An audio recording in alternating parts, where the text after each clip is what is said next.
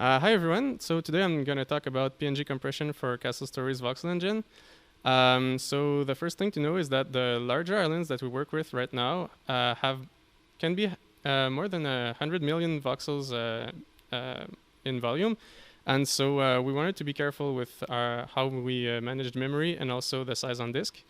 So the first thing that we had to do was to distinguish between the visible voxels, which have the most rich information in them, and the voxels which are below the island's surface.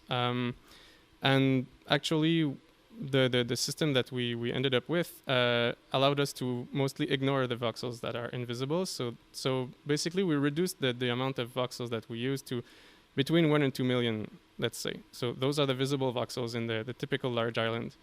And so once we saw that, we noticed that the amount of voxels that we ended up with was pretty similar to the amount of pixels that we have in our actual texture graphics for the normal game.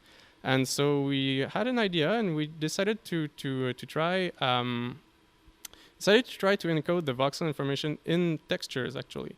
And so we have a hash, a special hash function that translates a 3D voxel coordinate to a 2D pixel coordinate.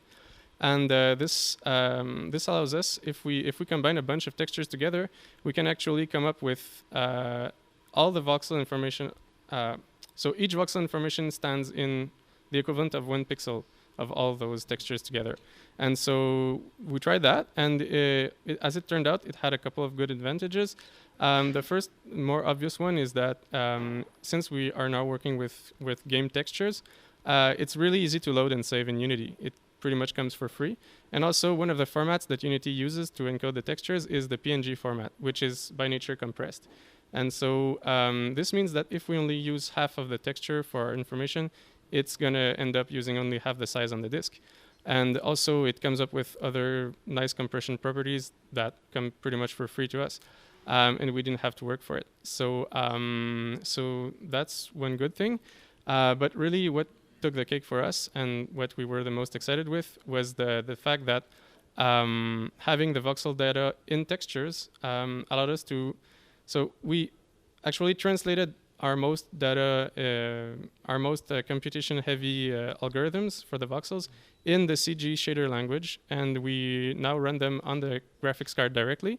And so this gives us the final performance boost that we need to actually support the larger island smoothly.